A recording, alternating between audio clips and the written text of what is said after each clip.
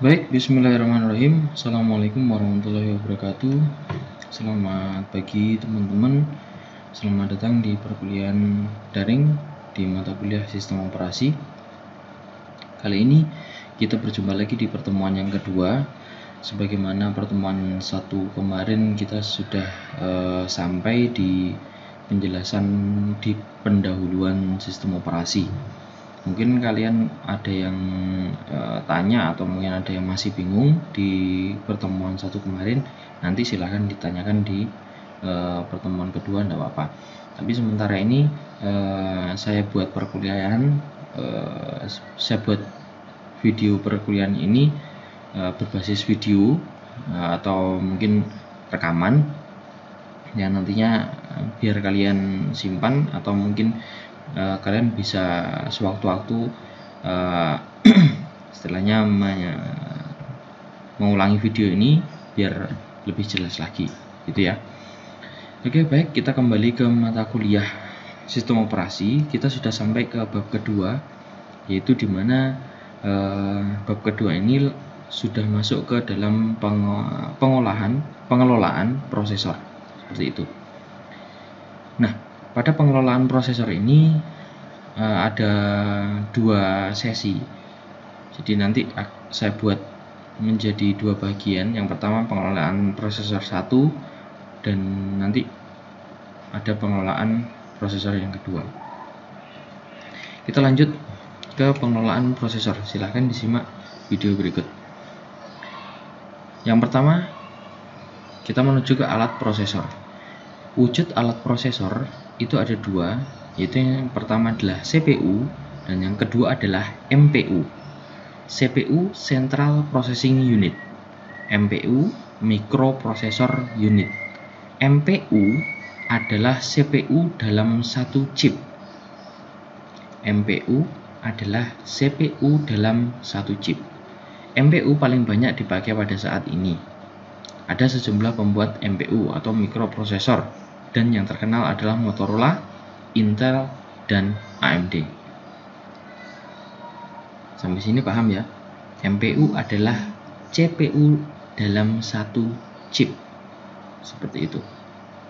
Jadi CPU itu berarti bagian dari MPU. Jadi ada MPU, nanti di dalamnya itu ada CPU seperti itu. Nah, ada beberapa jenis mikroprosesor. Ini contohnya saja. Ada keluaran Motorola, namanya ini 68020, 68030, 040, dan sebagainya. Ini dari merek Motorola. Kemudian ada merek AMD, AMD K6, AMD K62, K63, Duron, Athlon, dan sebagainya. Begitu juga di Intel, mulai dari 80286 sampai Intel Xeon, seperti itu. Ada daftarnya seperti ini, daftar lain di mikroprosesor dari Intel, seperti itu. Nah, ini adalah contoh-contoh dari merek mikroprosesor. Nah, kita menuju ke struktur prosesor dulu. Prosesor terdiri atas satuan kendali serta ALU dan register. Nah, ALU, register, dan satuan kendali ini di dalam prosesor.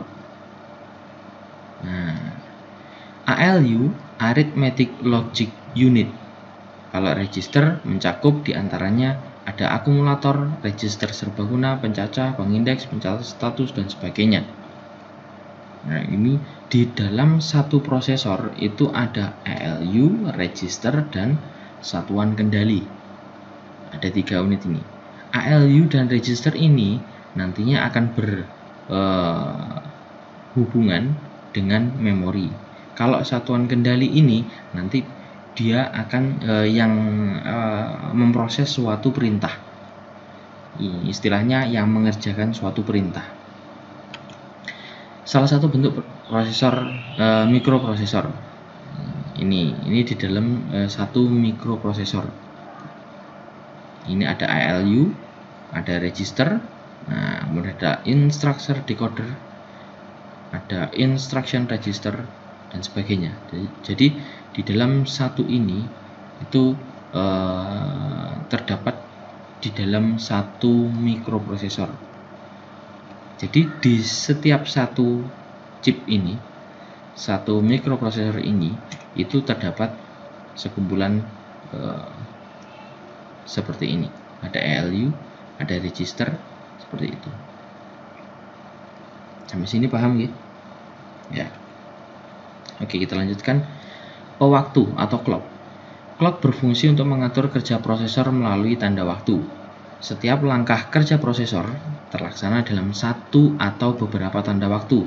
Tanda waktu muncul secara berkala. Contohnya tanda waktu seperti ini. Nah, ini arah jalannya perintah prosesor. Tanda waktunya ini. Nah, set. Ketika perintah mencapai tanda waktu ini, dia telah mencapai satu tanda waktu. Tanda waktu diperoleh dari osilator pada prosesor, misalnya dari osilator 500 MHz. Jadi di dalam prosesor itu terdapat alat yang namanya osilator. Nah, osilator itulah yang istilahnya dia itu memunculkan tanda waktu seperti itu. Misalnya ada sebuah prosesor yang mempunyai tanda waktu 500 MHz. Nah, 500 MHz ini diperoleh dari osilator yang di dalam prosesor tersebut. Panjang tanda waktu adalah sekian hertz yang diatur oleh register pencacah. Nah, jadi di dalam osilator itu ada register pencacah di mana dia bisa memunculkan tanda waktu tersebut. Pengaturan panjang tanda waktu itu seperti ini. Jadi ada register, ada pencacah, dan ada osilator. Nah, X-nya adalah misalnya ini saya ibaratkan ini. Nah, X dapat diatur misalnya 128. Kita anggap X ini adalah 128. Dan pencacah mulai mencacah mundur dari 128 sampai 0. Ini tanda waktunya. Menghasilkan satu tanda waktu. Mulai lagi dari 128 untuk tanda waktu yang kedua, dan seterusnya. Seperti itu. Misalnya ada X ini adalah 128. Nah, satunya hilang. Nah, gini. Nanti ini jatuh di tanda waktu yang pertama. Nanti tanda waktu yang kedua, nanti muncul lagi 128. Muncul lagi 128. Seperti itu. Nah, panjang tanda waktu itu bisa diibaratkan seperti ini. Ada osilator di dalam sebuah prosesor berukuran 500 MHz, berarti 500 juta siklus per detik. Satu siklus sama dengan 1/500 juta detik atau 2 nanodetik. Jika X itu 128, maka panjang waktu atau panjang satu tanda waktu adalah 128 kali 2 nanodetik, yaitu 256 nanodetik. Dengan mengatur X dapat diperoleh berbagai panjang tanda waktu. Seperti itu. Penggunaan tanda waktu dapat digunakan berbagai keperluan seperti pengatur langkah kerja prosesor, pencatat lama prosesor, pembatas waktu penggunaan sesuatu, penunjuk waktu atau tanggal dan jam. Sebagai penunjuk waktu dapat digunakan dua pencacah, yaitu pencacah untuk detik dan pencacah untuk menit, jam, hari, pekan, bulan, dan tahun. Seperti itu. Kerja prosesor. Prosesor mengerjakan instruksi yang tercatat di memori melalui dua putaran besar, putaran jemput dan putaran kerja. Nah, ini contohnya memori. Dan ini adalah prosesor. Nah, cara kerjanya jemput dan kerja. Jadi, dalam prosesor mengerjakan instruksi yang tercatat di dalam memori. Prosesor ini menjemput instruksi data, kemudian mengerjakan di dalam prosesor, kemudian mengembalikan lagi di memori lagi. Seperti itu. Jadi, jemput kerja. Oke. Rinciannya seperti ini. Nah, ini memori. Nah, dan ini adalah prosesor, di mana di dalam prosesor itu ada ALU dan satuan kendali tadi. Nah, jemput kerjanya itu ada 4 putaran, ada dijemput, dikode, kerja, dan simpan. Setelah dijemput memori atau suatu perintah di dalam memori, misalnya perintah A, dijemput oleh prosesor, kemudian didekode oleh satuan kendali, kemudian dikerjakan oleh ALU. Nah, hasilnya, outputnya, kemudian disimpan lagi ke memori, seperti itu. Nah, sampai sini ada yang bingung?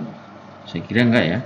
Jadi prosesor itu ada 4 perintah kerja, yaitu tadi jemput, dekode, kerja, dan simpan. Nah, dia menjemput suatu perintah atau suatu proses, kemudian mendikodekan atau istilahnya itu menerjemahkan dulu. Nah, setelah itu baru dikerjakan, seperti itu. Ada istilah di dalam proses kerja prosesor, yaitu disebut juga pipelining. Nah, pipelining ini fungsinya mempercepat kerja instruksi. Kita misalkan, jika proses kerja tidak menggunakan pipelining. Nah, kalau tidak menggunakan pipelining, itu prinsip kerjanya secara seri. Misalkan ada instruksi 1 masuk ke dalam prosesor, di dalam prosesor, masuk ke dalam prosesor maksudnya. Nah, itu baru dijemput, kemudian didekode, kemudian dikerjakan, kemudian disimpan sampai selesai. Baru nanti masuk instruksi yang kedua. Seperti itu, sampai instruksi seterusnya. Jemput, kemudian dekode, kemudian kerjakan, baru disimpan. Itu nanti akan membutuhkan waktu yang lama. Jadi ada proses yang sangat panjang untuk mengerjakan beberapa perintah saja. Nah, dengan menggunakan pipelining, ini akan membantu mempermudah pekerjaan dan mempercepat waktu untuk mengerjakan proses tersebut. Nah, kalau dengan pipelining, kecepatan bisa sampai 300 Mbps. Nah, seperti itu. Jadi nanti ketika instruksi itu dijemput atau dijemput oleh bagian yang jemput, nah, misalnya pada bagian jemput itu dia menjemput instruksi 1 sudah dijemput. Nah, dia memasukkan ke dalam bagian dekode. Nah, setelah dijemput kemudian dimasukkan ke dalam bagian dekode. Ketika prosesor instruksi 1 itu masuk ke dalam dekode sampai dekode seperti ini. Nah, bagian jemput itu menjemput instruksi yang kedua masuk, seperti itu. Nah, nanti kalau misalnya instruksi 1 sudah masuk ke dalam bagian kerja, nah otomatis yang instruksi 2 baru masuk ke dalam dekode. Bagian jemput memasukkan instruksi baru lagi, yaitu instruksi yang ketiga. Instruksi 1 sudah selesai prosesnya, kemudian masuk ke dalam bagian penyimpanan. Setelah itu, instruksi yang kedua itu baru masuk ke bagian yang kerja. Instruksi 3 masuk ke dalam dekode. Bagian jemput lagi instruksi yang baru yang keempat, seperti itu. Nah, sekarang kita menuju ke bagian pelaksanaan proses. Penggunaan komponen pada komputer. Nah, proses penggunaan komponen pada komputer itu yang kemarin, yaitu prosesor, memori, alat input-output, dan berkas, itu sistemnya seperti ini. Maksudnya urutan kerjanya. Dimisalkan seperti ini, ada prosesor, mengerjakan dulu, kemudian alat input-output, kemudian berkasnya, kemudian prosesor lagi, dan seterusnya. Nah, dalam bentuk diagram seperti ini. Ada prosesor, ada alat input output, ada berkas, kemudian ada memori. Memori nanti ada yang ada di sini, maksudnya ada sendiri. Jadi ada suatu perintah itu nanti bisa dari memori. Nah, itu perintah itu masuk di dalam prosesor. Nah, ketika prosesor ini mengerjakan, dia harus mengetahui. Jadi perintah ini akan dilaksanakan atau dikerjakan di siapa, outputnya. Jadi setelah prosesor mengerjakan, nah hasil outputnya itu nanti akan dibawakan kemana? Ke alat input output atau alat berkas. Misalnya kita akan mencetak suatu dokumen, otomatis prosesor mengerjakan perintahnya. Nah, perintah tersebut langsung dibawakan ke misalnya alat input outputnya, salah satunya yaitu printer, seperti itu. Jadi prosesnya diolah di prosesor, kemudian dikerjakan, setelah itu dikirimkan ke alat input output. Nah, dalam alat input output itu pun juga ada pemrosesannya. Nah, ketika sudah menerima perintah sudah dikerjakan, otomatis hasil dari perintah yang sudah dikerjakan itu akan kirimkan lagi ke prosesor, bahwasanya alat input output sudah mengerjakan perintah seperti ini. Nah, otomatis outputnya nanti sudah selesai, maka disimpan di dalam memori lagi, seperti itu. Proses berurutan. Proses dikerjakan prosesor secara berurutan. Setelah satu proses rampung, baru proses berikutnya dikerjakan oleh prosesor. Misalnya ada satu proses ini P1, P1, P1, P2, P2, P2, kemudian P3, P3, P3. Nah, ini proses dalam satu prosesor. Ini jika modelnya itu prosesnya berurutan. Jadi proses 1 diselesaikan terlebih dahulu, kemudian proses 2, kemudian proses 3, seperti itu. Ini misalnya proses 1 selesai, proses 2 selesai, proses 3 selesai. Nah, prosesor banyak istirahat sehingga dianggap tidak efisien. Nah, maksudnya banyak istirahat itu ada jedanya. Setelah proses 1, proses 2, 3. Jadi ada paling tidak ada beberapa jeda dari satu proses ke proses yang lain. Itu terlalu tidak efisien, seperti itu. Nah, ada model proses lagi yaitu proses serentak. Beberapa proses dikerjakan sekaligus oleh prosesor. Prosesor berpindah-pindah dari proses ke proses. Nah, contohnya ini. Ada proses 1, proses 2, dan proses 3. 1, 2, 3. Nah, ini ada P1, P2, P3, kemudian P1 lagi, P2, P3.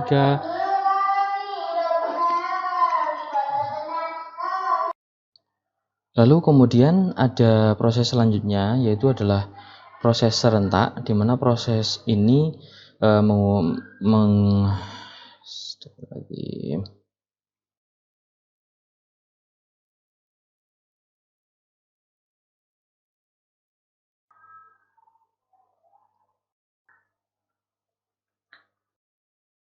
Lalu proses selanjutnya yaitu adalah proses serentak. Proses ini adalah beberapa proses dikerjakan sekaligus oleh prosesor. Proses berpindah-pindah dari proses ke proses yang lain atau dari satu proses ke proses yang lain. Contohnya ada proses 1, proses 2, dan proses 3. Nah, ketika dikerjakan secara bersama-sama, proses 1 dikerjakan mungkin setengah dulu, kemudian mengerjakan proses 2, kemudian proses 3, kemudian proses 1 lagi untuk menyelesaikan sisanya tadi. Kemudian ada proses 2, proses 3, kemudian proses 1 lagi, dan sampai seterusnya sampai proses itu selesai. Nah, proses ini itu menjadikan prosesor terus bekerja berpindah-pindah dari satu proses ke proses yang lain dan kembali lagi sampai rampung. Misalnya ada beberapa proses, ada sampai ribuan proses, nanti otomatis mengulanginya lagi sampai proses awal itu selesai rampung semuanya, seperti itu.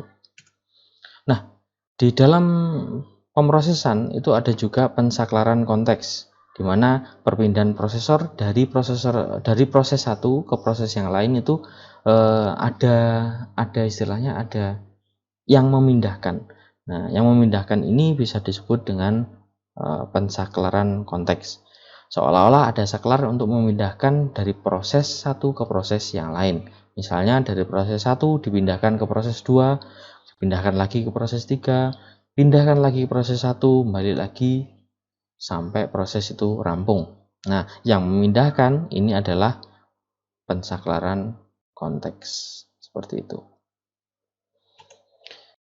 Nah, ada istilah yang dinamakan dengan blok kendali proses atau proses control block, yakni sebagian memori dengan alamat tertentu.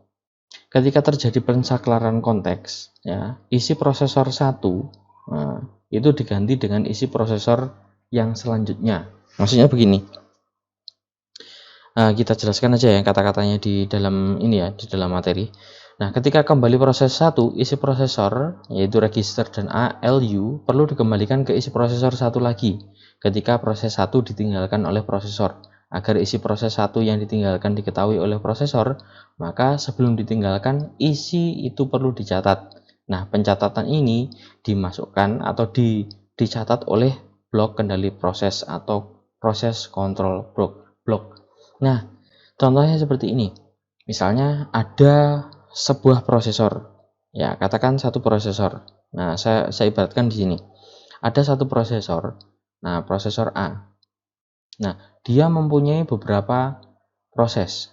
Katakanlah ada 4 proses. Ada 1, 2, 3, 4. Nah, ketika prosesor ini mengerjakan perintah yang pertama, dia mempunyai isi ALU dan register sendiri.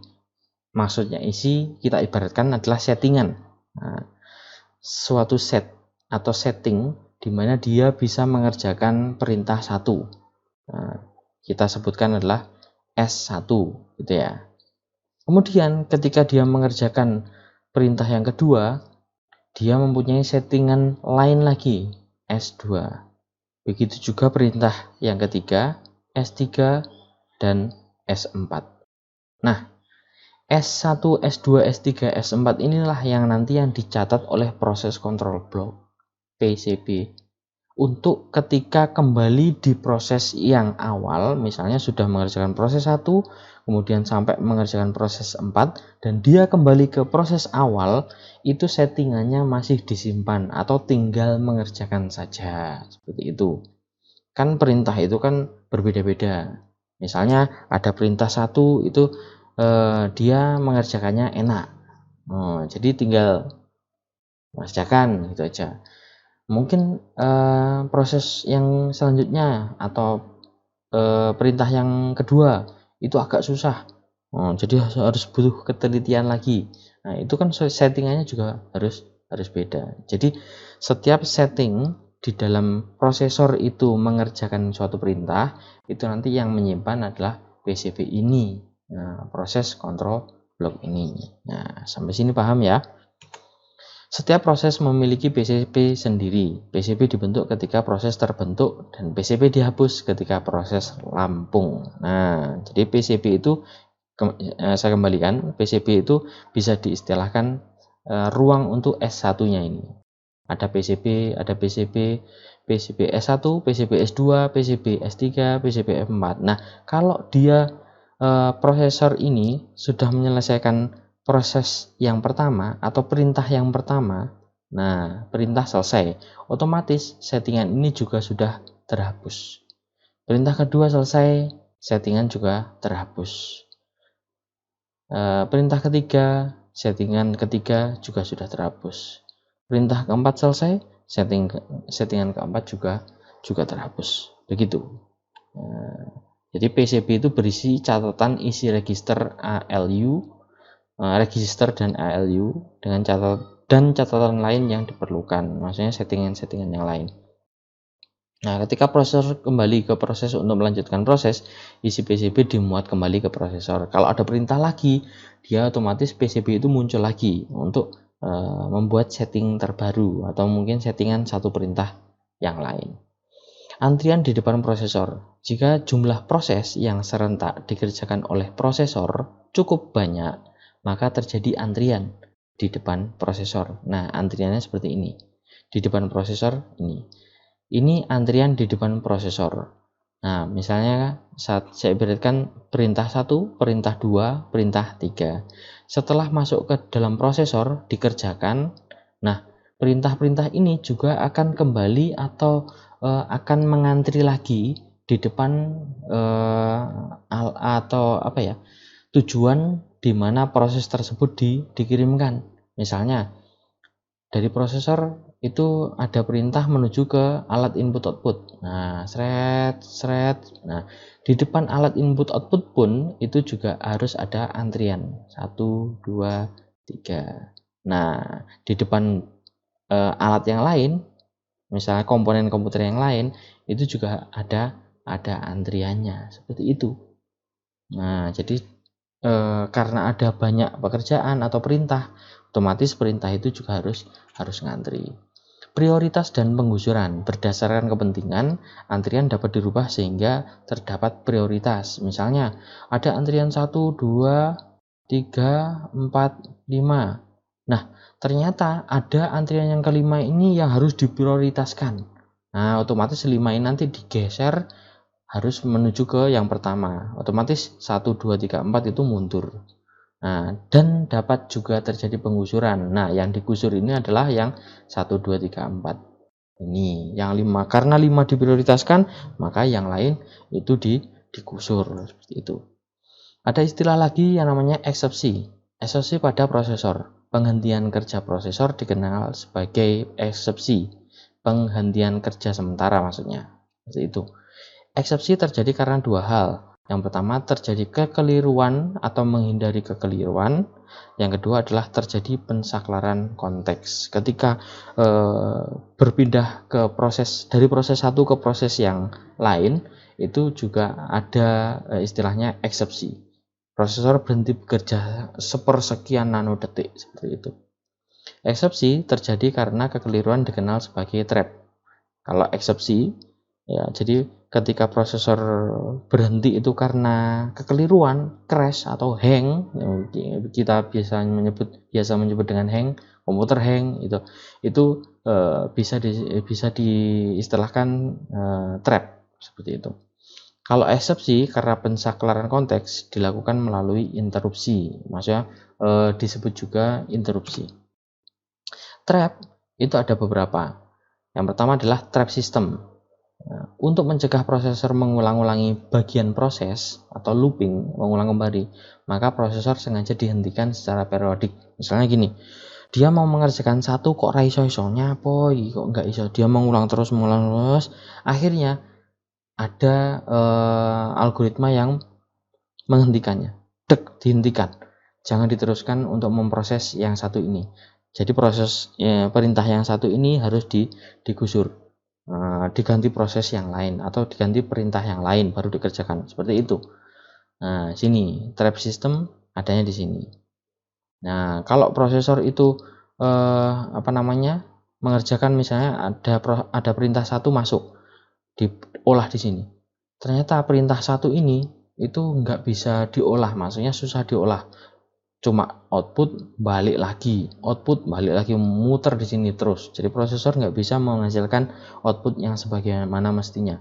Nah, seperti itu. Jadi diolah terus. Akhirnya ada algoritma yang atau ada sistem yang menampilkan atau istilahnya menghentikan sementara kerja prosesor. Wis, ojo mengerjakan perintah itu, kerjakan yang lain seperti itu. Itu trap system. Trap prosesor, terjadi kekeliruan pada prosesor, misalnya karena mencoba membagi dengan 0, nggak bisa. 1 dan 0 itu nggak bisa dibagi dengan 0. Nanti kalau dibagi dengan 0 nanti ya nggak bisa kerja. Mencoba instruksi yang tidak dikenal. Jadi ada instruksi yang tidak dikenal oleh prosesor. Oh, ini bagiannya memori kok, kenapa kok masuk ke dalam prosesor, otomatis jadi trap. Stack sudah terisi penuh. Nah, kalau dia punya punya satuan kerja itu sudah ditentukan, nah otomatis tidak bisa memasukkan beberapa perintah lagi. Misalnya kan prosesor itu bisa menampung sekian ribu perintah, 10.000 perintah. Nah, nanti ada datang 15.000 perintah, otomatis yang 5.000 tidak bisa masuk, jadi sudah penuh. Nah, seperti itu. Ada trap dalam memori juga. Kekeliruan pada memori misalnya karena mencoba alamat yang tidak ada. Nah, maksudnya mencoba alamat yang tidak ada ini, memori itu memerintahkan atau mungkin menjemput suatu perintah, tapi tidak ada alamatnya. Nah, masih tidak ada alamatnya itu ini harus diserahkan ke bagian alat input output yang namanya scanner. Nah, ternyata scanner nggak dicolokkan atau nggak dipasang, otomatis scanner tidak terbaca. Makanya di dalam hal ini itu memori menjadi trap seperti itu. Kemudian mencoba alamat yang terlarang. Maksudnya yang terlarang itu tidak boleh masuk. Misalnya bagiannya memori dia masuk ke dalam prosesor, ya nggak bisa. Nah, yang terakhir mengoperasikan data yang tidak sah. Maksudnya data yang tidak sah itu data yang sudah dikerjakan atau sudah menjadi outputnya, nah, nanti dikerjakan kembali. Otomatis mengulang-ulang lagi, itu tidak sah. Trap pada alat input output. Nah, itu contohnya mengakses alat input output yang tidak ada. Otomatis trap, nggak bisa. Kemacetan pada alat input output. Maksudnya kemacetan itu gini. Kalian ngeprint 1000 halaman langsung satu. Nah, otomatis kan dia kan harus satu-satu, nggak bisa 1000 halaman langsung kayak gitu. Nah, ada trap berkas di dalam storage, misalkan hard disk. Mengakses berkas yang tidak ada, nggak ada hard disk ya nggak bisa. Kemudian mengakses berkas yang rusak. Nah, rusak otomatis nggak bisa diakses, nggak bisa dibaca. Kemudian ada istilah lagi non-maskable interrupt. Non-maskable interrupt adalah suatu trap dari memori atau kesalahan parity pada program. Nah, itu tadi. Nah, ada beberapa penanganan trap juga. Jika terjadi trap, maka komputer akan macet sehingga diperlukan penanganan trap. Di dalam sistem operasi terdapat modul penanganan trap. Cara penanganannya yang pertama adalah melalui koreksi, kemudian melalui pengulangan, dan menanggulangi keluar dari kemacetan. Nah, seperti ini. Ini ada 3 penanganan. Keluar dari kemacetan itu cara kerjanya adalah mendeteksi kekeliruan dulu, dideteksi kekeliruannya apa, kemudian menampilkan berita kekeliruannya, menampilkan lognya seperti apa, kemudian melepaskan semua komponen komputer, maksudnya itu dilepaskan itu prosesnya dihentikan semuanya dan prosesnya itu dilepaskan, dikeluarkan dari komponen komputer. Kemudian mengembalikan kendali ke sistem operasi. Maksudnya mengendalikan ke sistem operasi itu misalnya ada suatu aplikasi, contohnya Microsoft Word, ternyata Microsoft Word-nya itu not responding. Nah, otomatis kalau sudah not responding, ya udah dikembalikan ke sistem operasinya. Sistem operasinya mau ngapain? Windows-nya mau ngapain kalau misalnya Microsoft Word-nya itu not responding. Nah, ternyata ada satu fitur dari Windows, kalau misalnya ada aplikasi yang not responding, dia otomatis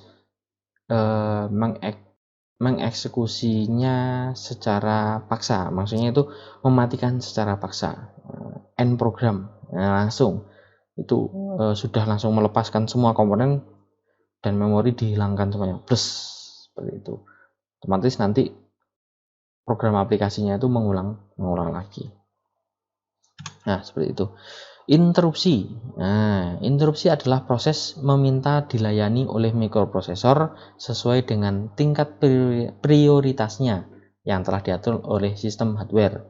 Interupsi terjadi pada saat pensaklaran konteks dari satu proses ke proses lainnya. Ada interupsi yang telah disiapkan, misalnya ke alat input-output tertentu, tampilan, monitor, cetakan, printer, dan sejenisnya. Pada sistem operasi tertentu, interupsi demikian telah diberi nomor urut, misalnya INT. Nah, kalau kalian menemukan suatu file namanya INT, itu berarti ada interrupt, ada apa ya istilahnya, proses meminta dilayani. Maksudnya meminta dilayani itu minta didahulukan, minta diprioritaskan. Biasanya tersedia modul penanganan interupsi di dalam sistem operasi untuk menangani suatu interupsi. Misalnya ketika kita ngeprint, ketika kita ngetik, nah sambil ngeprint langsung klik ngeprint.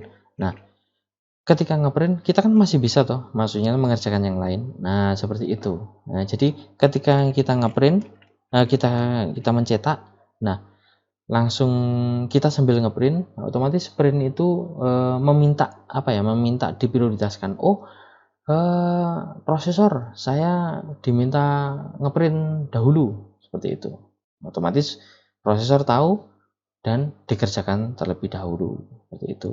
Dia langsung interupsi. Penanganan interupsi di dalam sistem operasi tersedia modul yang menangani interupsi. Langkah penanganannya contohnya seperti ini. Instruksi yang sedang dikerjakan diteruskan sampai rampung. Nah, ini penanganannya. Semua isi proses disalin ke dalam PCB, proses control block tadi. Jenis dan sumber interupsi diidentifikasi, kemudian pekerjaan diteruskan ke proses yang menjadi tujuan interupsi. Kayak tadi, ketika ngetik langsung kita Ctrl P, klik. Nah, otomatis printer itu mengajukan, interupsi, saya sudah disuruh ngeprint duluan daripada ngetik.